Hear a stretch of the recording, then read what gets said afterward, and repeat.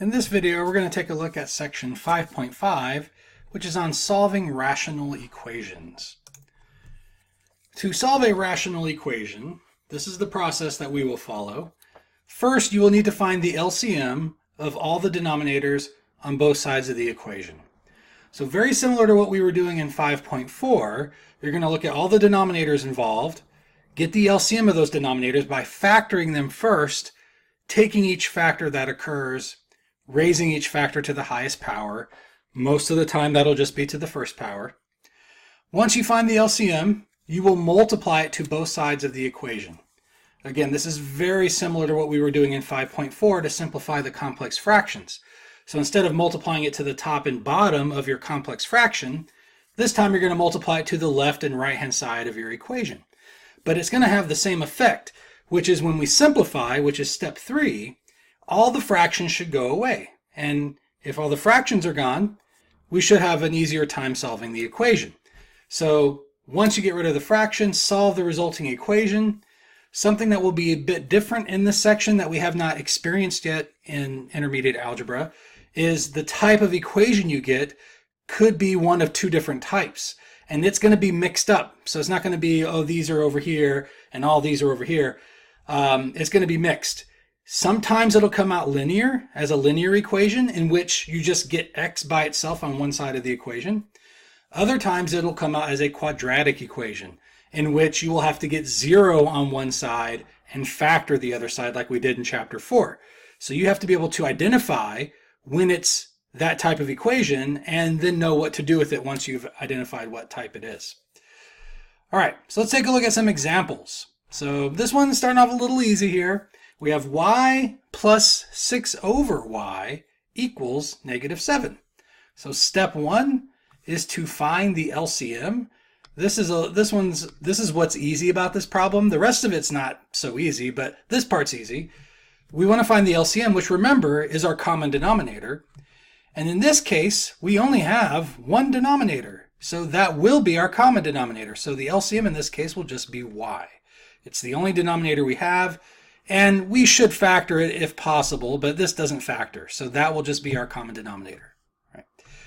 Then we will multiply. So this is step 1. Step 2 is to multiply that to both sides of the equation. So I'm going to multiply it to the left-hand side, and I'm going to multiply it to the right-hand side. All right, what's going to happen here is that on the left-hand side, we'll have to distribute. And even though this first term is not a fraction, when you multiply to both sides of the equation, every term has to get multiplied by whatever you're multiplying by. So we get y times y, which will be y squared.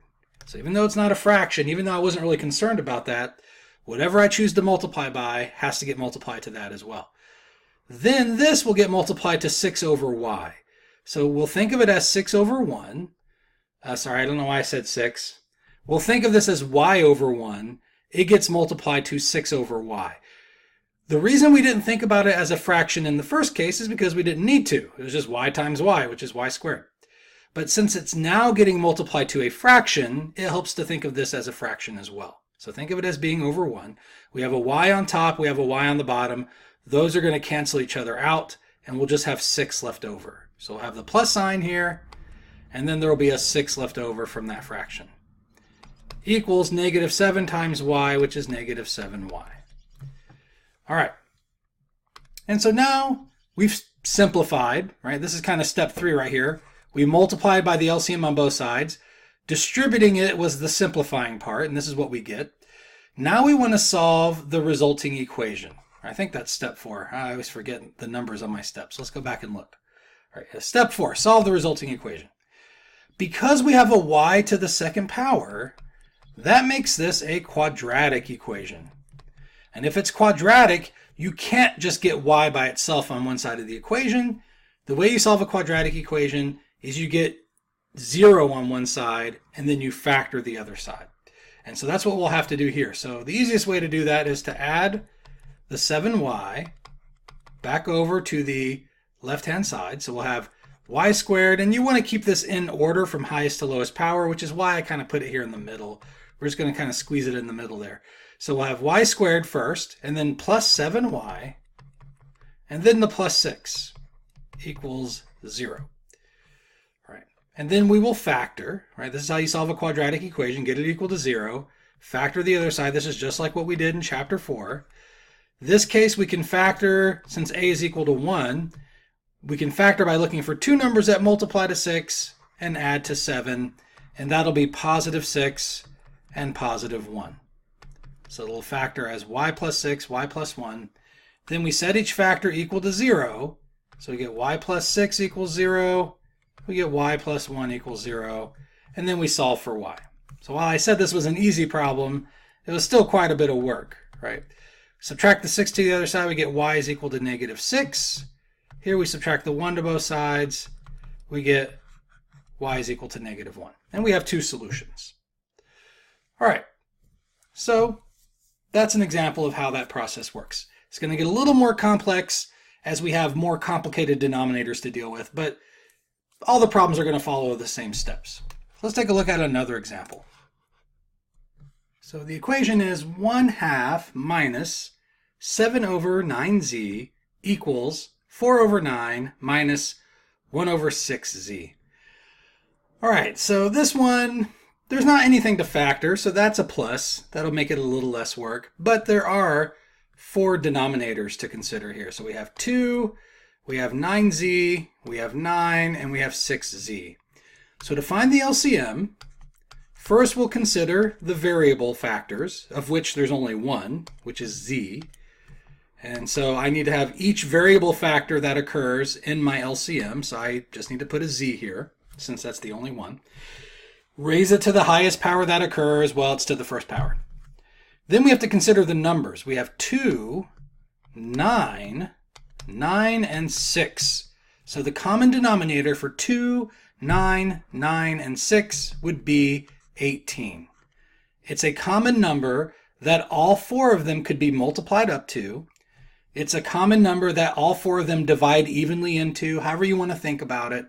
It's the least common multiple, right? It's the smallest number that can be divided by 2, 9, and 6. And so that's the numerical part that we need in our LCM. Right? And now we're going to multiply that to both sides. So we'll multiply 18z to the left-hand side, and we'll multiply 18z to the right-hand side. So we'll distribute. Think of this as being over 1. We'll get 18z times 1/2. We had some practice with this in the previous section in 5.4, so we're going to kind of do the same thing here and try to work this out mentally. I'll go ahead and sort of cross things out, but remember, a fresh copy of this has to get multiplied to both of these, so we really don't want to mark on this. But temporarily I will, just so you can see how things are canceling out. So 18z over 1 times 1/2, the 2 cancels out with the 18, leaves me with a 9.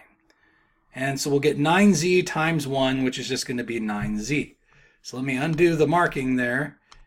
And what we end up getting here is 9z.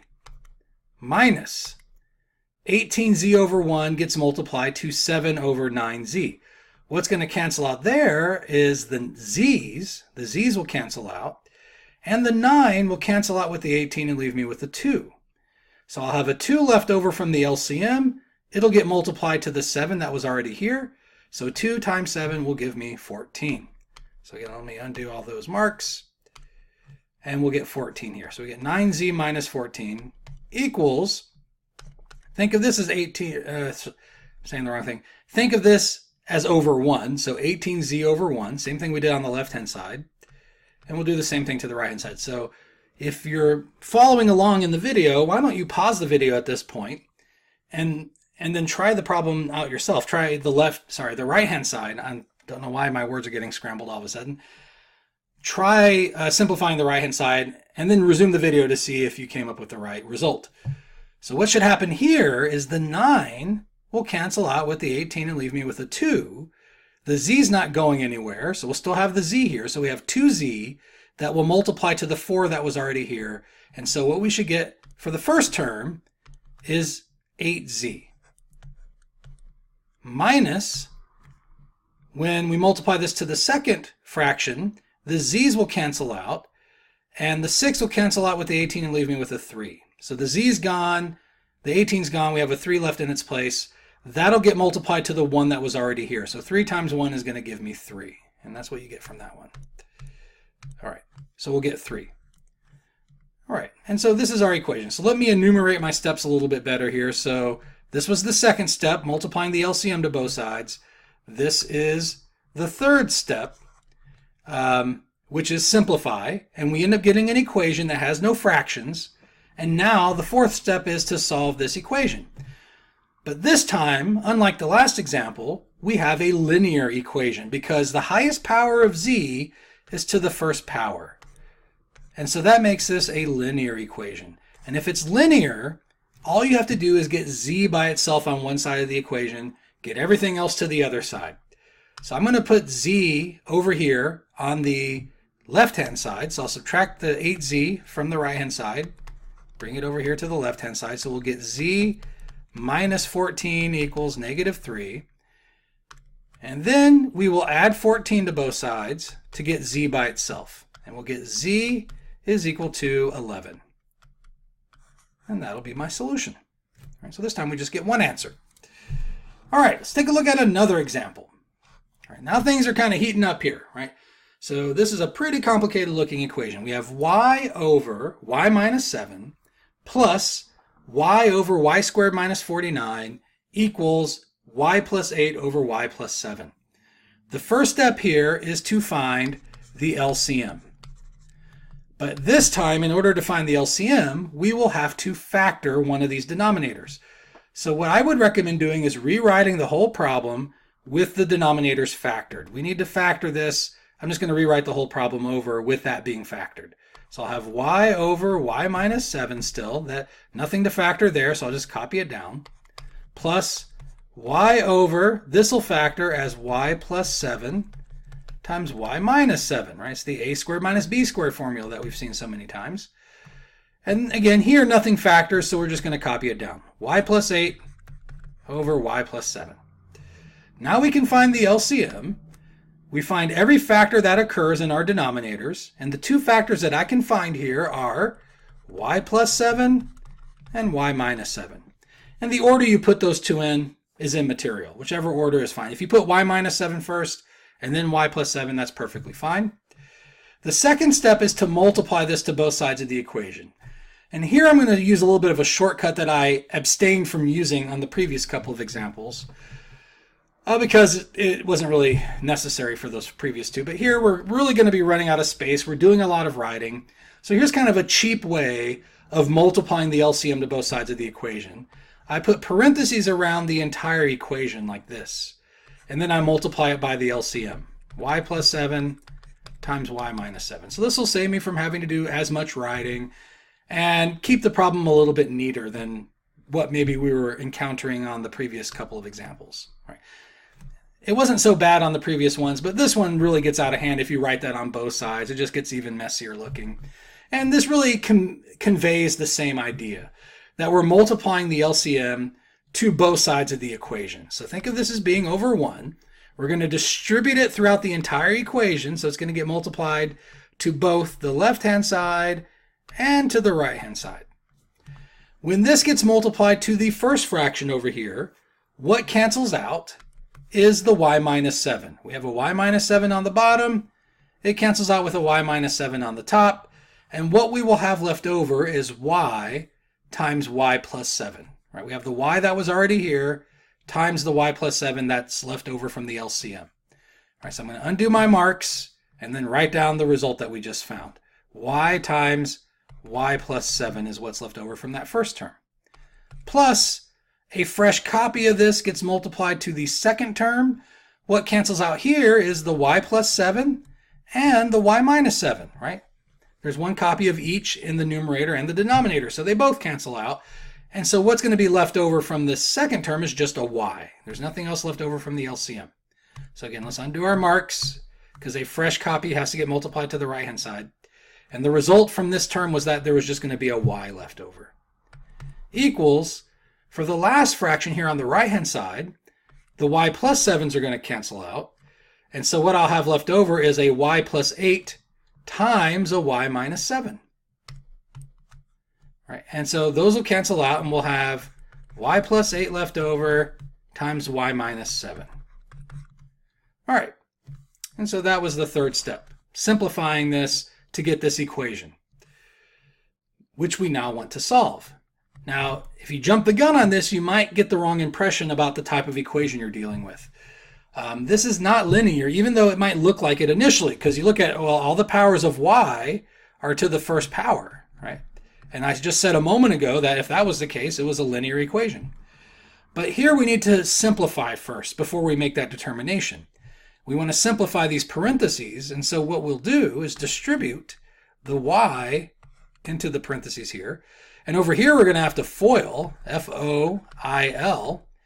And once we do that, we'll see it's actually not a linear equation. At least, okay, it's going to temporarily not be a linear equation, but actually I can see what's about to happen now.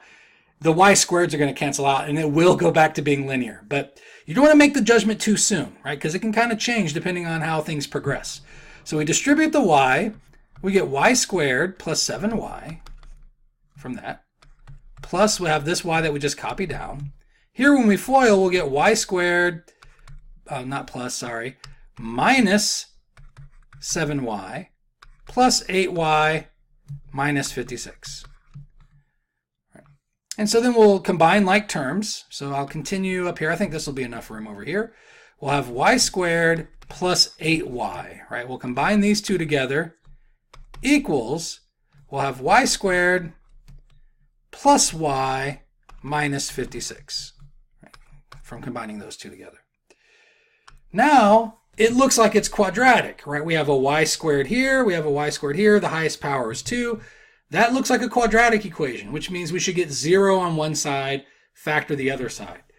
But as soon as I start that process of moving things to one side of the equation, so let's say we get rid of this y squared and move it over here to the right-hand side, I'll do that by subtracting the y squared to bring it over here. What happens to the y squareds is they just cancel out. And if the y squareds go away, it's not quadratic anymore, right? We have 8y equals y minus 56, and it is indeed a linear equation because it's going to stay this way for the rest of the problem. Y to the first power is the highest power of y.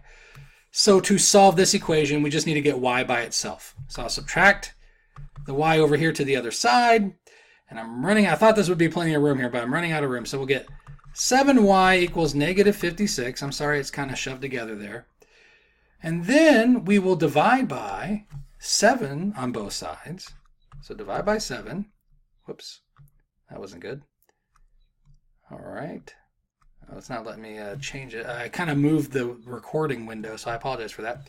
Let's just continue up here. Oh gosh, now it's not even working. Okay. Whoops, hit the wrong button. Oh gosh. All right, so let's try to slow down here a little bit before I create a disaster. Okay, let's try this again. So I've written too much on the screen, so it's kind of messing up here. We have 7y equals negative 56. And you might think, oh, we're almost done, but I think we are actually. So, okay, sorry, I don't know what I'm saying. I probably should re-record this whole problem. I'm just going to leave it. We get y equals negative 8. Everything's fine. So there's one other issue that I need to talk about that just hasn't come up yet. I'm just waiting for the issue to show itself, and I thought this was going to be the one that showed us the issue that I need to address, but it's not. This actually is fine. We get this. The answer is negative 8. That's the solution. So, all right. So let's take a look at another example. All right. I'm sorry. Maybe one more thing here. Enumerate the steps, right? So step 4, we're solving the equation. So that's the process we went through here. Okay.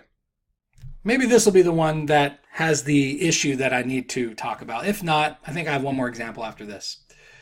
So first, we'll have to factor these denominators. The only one that's going to factor is this one here. We can start by factoring out of 5. That leaves me with x squared minus 9. And then the x squared minus 9 will factor as x plus 3, x minus 3. All right, and then we'll still have a 1 on top. The rest of these aren't going to change, so I'm just going to copy them down because there's nothing to factor, which means they are their own factors. The factor here is x minus 3. The factor here is x plus 3.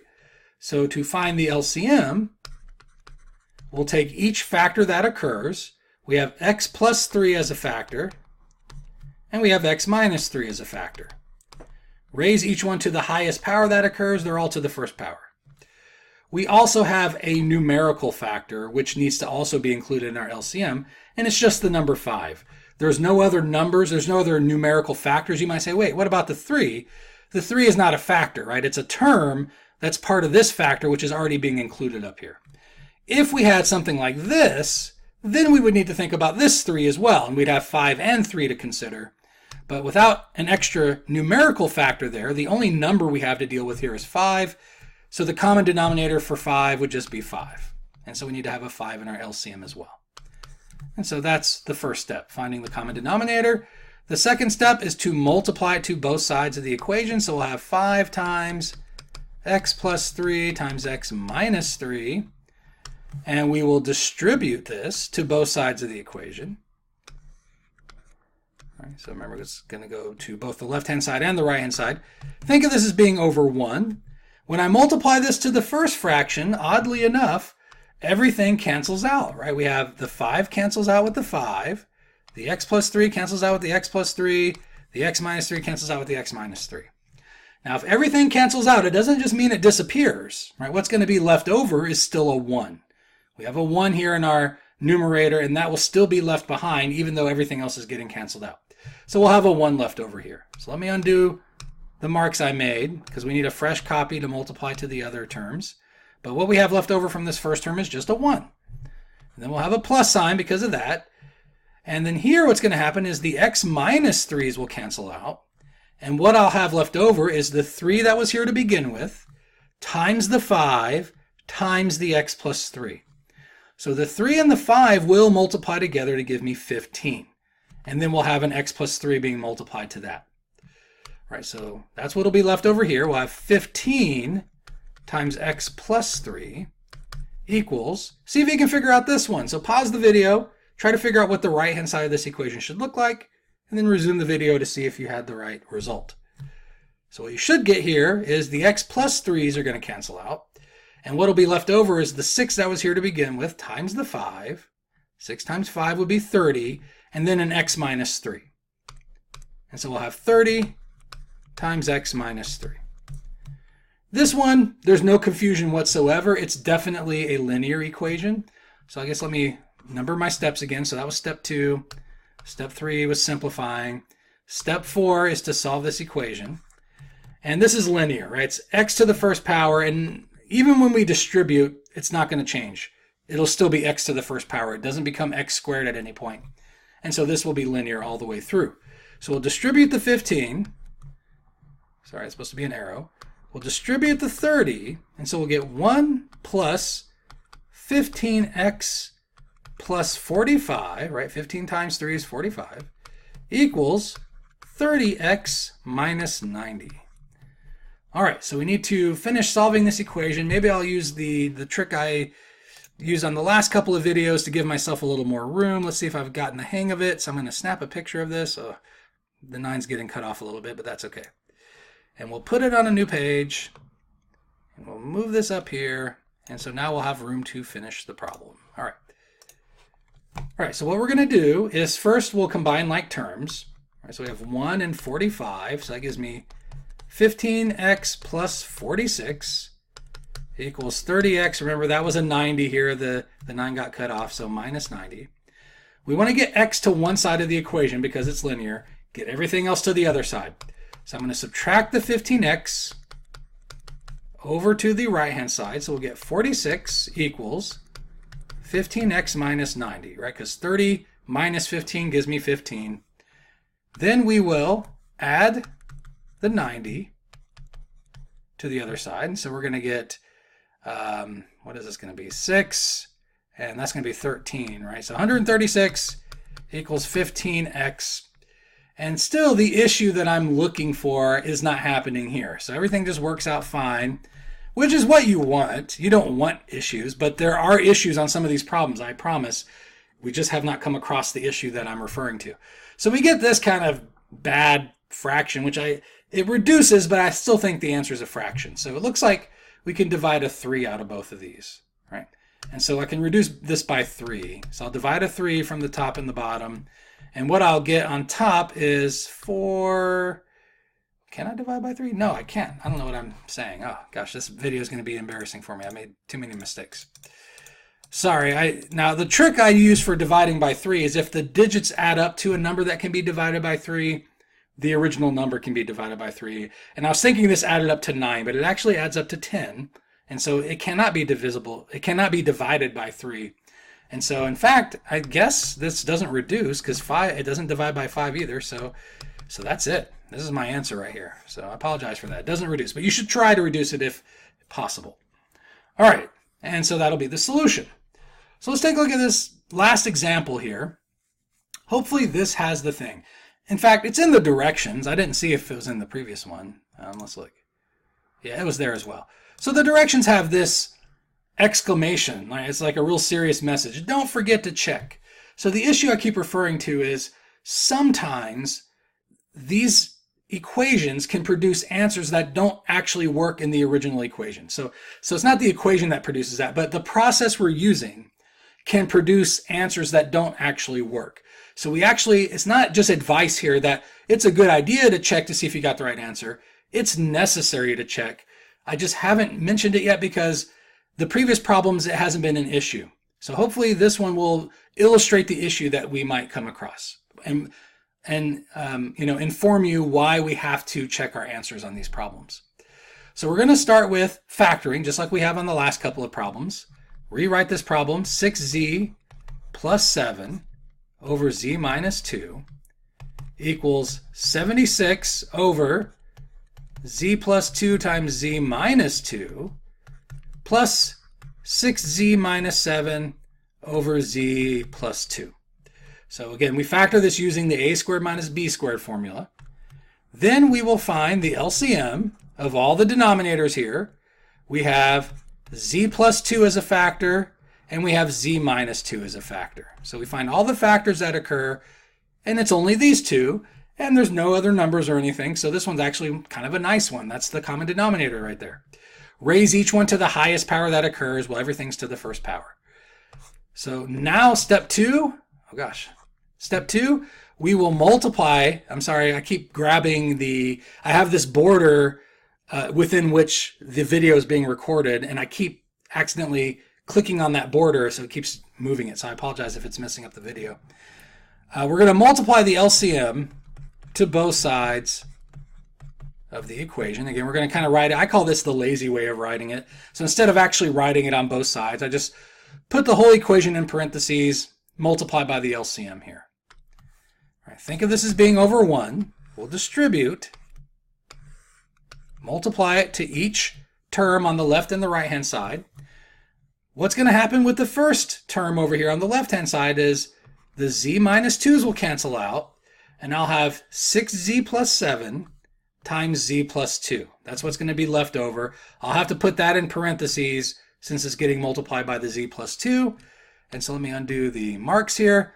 And so we'll have this 6z plus 7 times the z plus 2 that was left over from the LCM. So that's what I get from that first term. Equals, here when I multiply these two together, the z plus 2's cancel out and the z minus 2's cancel out. Right. And so the only thing that will be left is the 76. Right. Everything cancels out here with everything over here. We'll have a 76 left over. Plus, a fresh copy of this gets multiplied to this last fraction.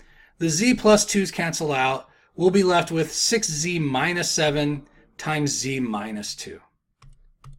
All right. So we'll have 6z minus 7, which we need to put in parentheses. It's supposed to be a z. That's not a 7 there. Times z minus 2. All right. So then we want to simplify. So we'll FOIL here. We'll get 6z times z, which will be 6z squared. 6z times 2, which will be 12z. 7 times z, which is going to be 7z. And 7 times 2, which is going to be 14. Equals 76. We'll do the same thing here. We'll FOIL. 6z times z will be 6z squared. 6z times negative 2 will be negative 12z.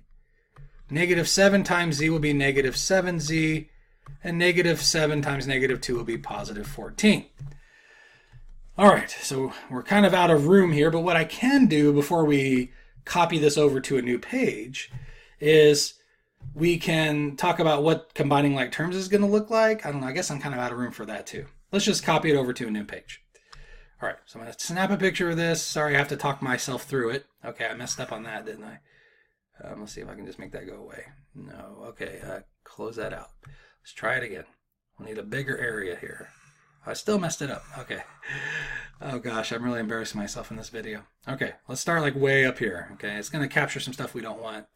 I guess that's good enough. Okay, so new page. All right. So now we're going to combine like terms, as I just mentioned. So these will combine together, and I'll get 6z squared plus 19z plus 14 equals, here we will get the 6z squared. We'll start by writing that first because highest to lowest power is the best way to write it, minus 19z, and then we're going to combine the 76 and the 14, and so that's going to give me 90, it looks like. So positive 90. All right.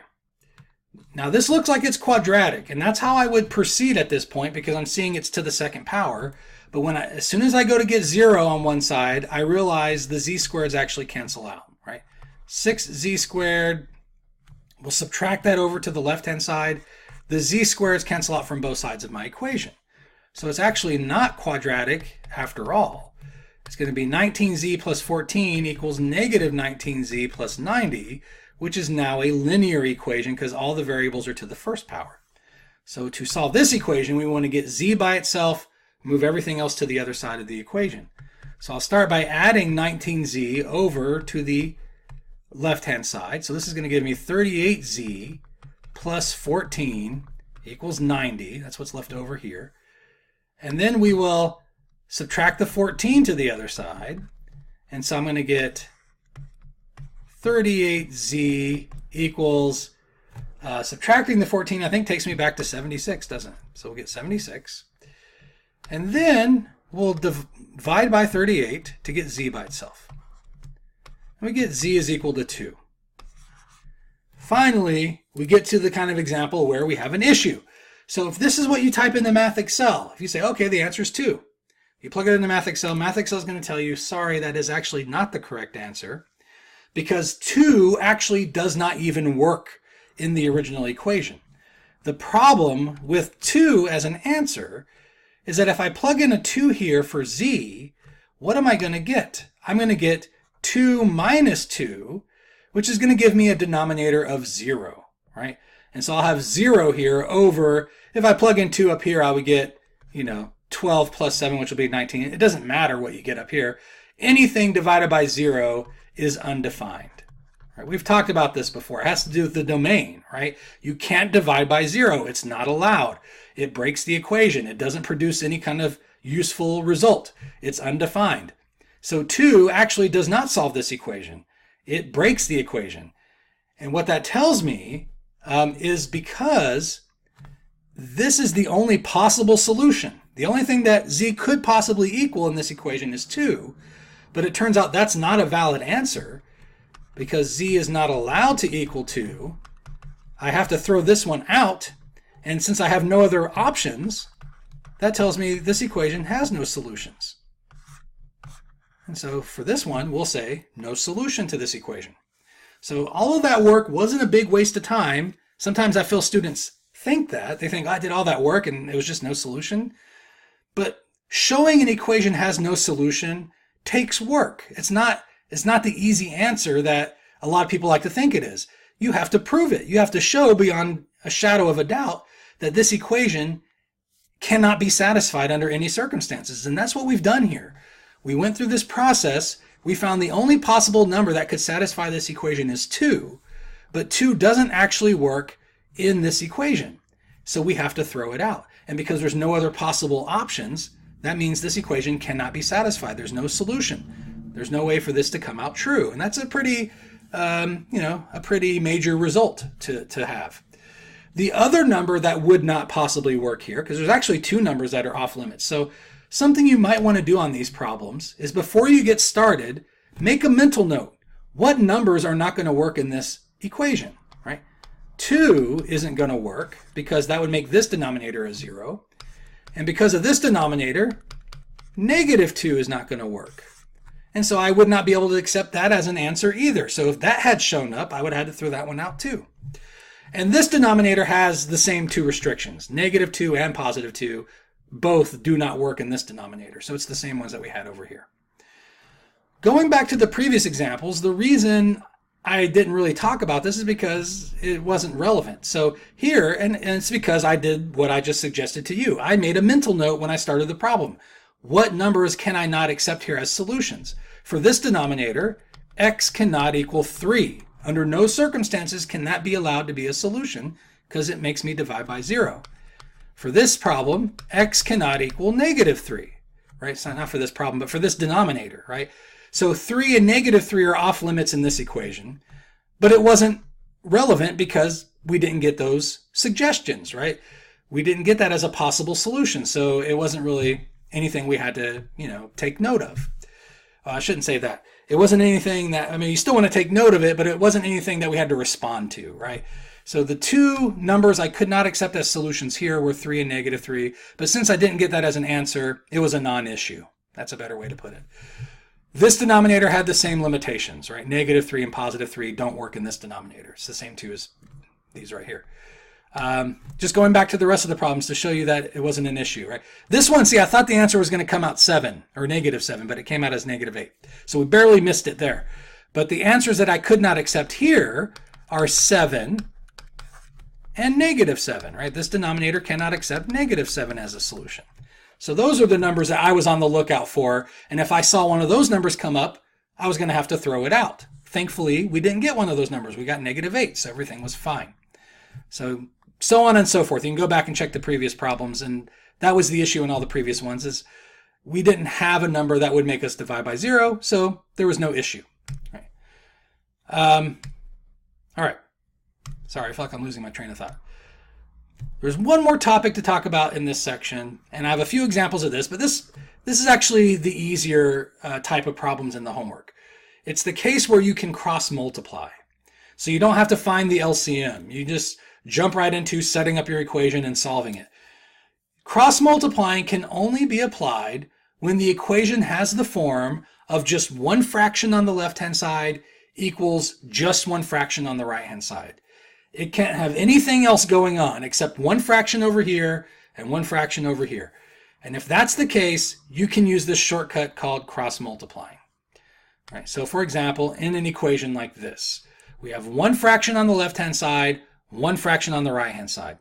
And the way cross multiplying works is you multiply the opposite corners together.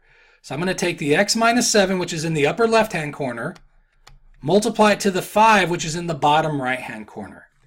And because it's two terms, I need to use parentheses there. So it's going to be x minus 7 times 5. Then I multiply the other opposite corners together, the bottom left-hand corner to the upper right-hand corner. And these actually have like technical mathematical names that I don't actually know. It's not the add-ins. I can't remember what they are, but there's some names for these. But just remember opposite corners multiply together, right? So we'll have x plus 1, which we have to put in parentheses, times 4. Now here's what I really don't get this. I'm not sure why this is an issue for some of my students, but I get students that reach this point and they don't know what to do. They get these two results and they're like, I'm not sure what to do with these things. So they will add them together. I'll see students that add these together, set it equal to 0. Or I'll see students that set up another fraction, right? And so they'll put this on top divided by this on the bottom. And then they don't know what to do from there because we're trying to solve an equation. And what are you going to do with a fraction like that? What you need to remember, if you're going to use this shortcut, you have to remember what to do with the results that you're getting here. And it's pretty simple. You just set them equal to each other. They're still going to be equal. So you need to remember that little detail. Otherwise, you're going to be lost once you get to this point. And now we solve this equation. So we distribute the 5, and we'll get 5x minus 35 equals, distribute the 4, we get 4x plus 4. And this is linear, right? X to the first power. I didn't really have a lot of quadratic equations in this lecture, so I apologize. I should have had at least one more example of that. We might see one here in just a minute, but I think I should have had more earlier, so I apologize that those didn't come up as much as they should have. So linear means we get x by itself, move everything else to the other side. So let's just continue up here where we have more room. So we're going to get x minus 35 equals 4, right? 5x minus 4x just gives me x. And then I will add 35 to the other side to get x by itself. And we get x is equal to 39. All right, which is fine. What number would not have been fine? -1, right? X cannot equal -1 in this equation under any circumstances because then we're dividing by 0. But we got 39 as the solution, so this was not anything that needed a response, right? It's something that you want to make a note of when you start the process, and at the end, if you don't see that as a number that's coming up as an answer, you can just ignore it. All right, so the solution is 39. That's the answer you want to type in the Math Excel. All right, let's take a look at another example.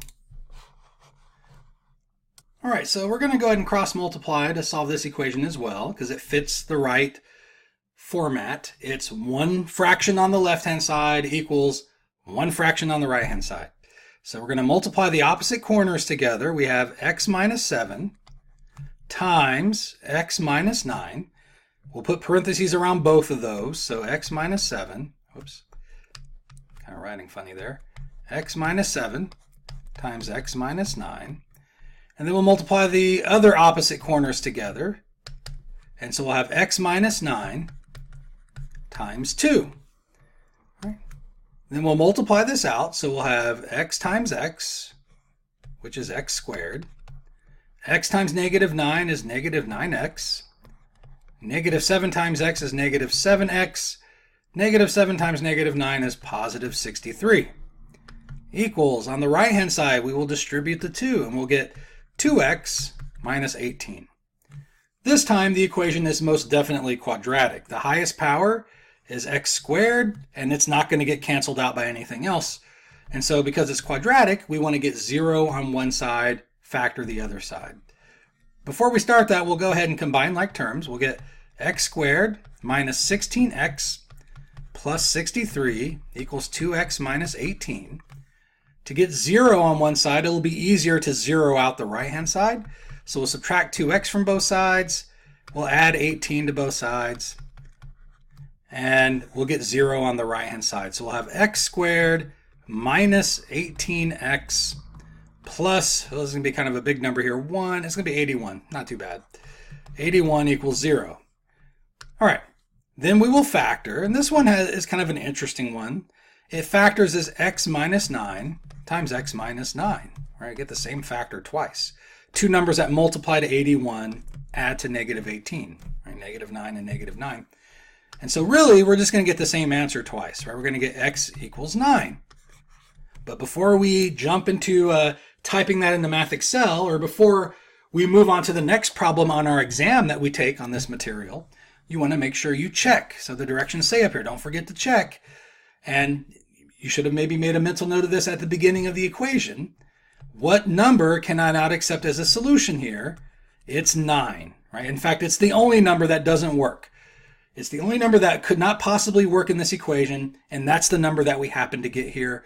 Since it can't be used in this equation, it can't be a solution, and since there's no other options here, this equation must not have any solutions at all. So the correct answer here is that this equation has no solution. All right, let's take a look at one more example. All right, so maybe you could pause the video, give this problem a try to solve this equation. You can cross multiply in this case as well. And then resume the video to see if you came up with the right solution. All right, so what you should get here is 7 plus 1 times 2, right? Multiply these opposite corners together. 7 plus 1 times 2. And then we'll multiply the other opposite corners together. We have z times 3. I'm just going to write that as 3z. That's the way we normally would write something like that. Multiply those together. And I just automatically put it, but I was about to make a point out of it. You get these two results, and what you do with them is you set them equal to each other. Don't forget that really critical detail. If you do, you're going to be lost. You won't know where to go from there. We'll distribute the 2 to solve this equation. We get 2z plus 2 equals 3z. This is a linear equation, so we just need to get z by itself, which happens really quickly here. You just subtract the 2z to the right-hand side, and you'll get 2 is equal to z. And that's the solution. And it works, right? The only number that would not work in this equation is 0. Z cannot equal 0 in this case under any circumstances, but that's not the answer we got here. And so the answer we have of 2 should be fine. That should be the correct solution. All right, so that concludes the video on section 5.5 on solving rational equations.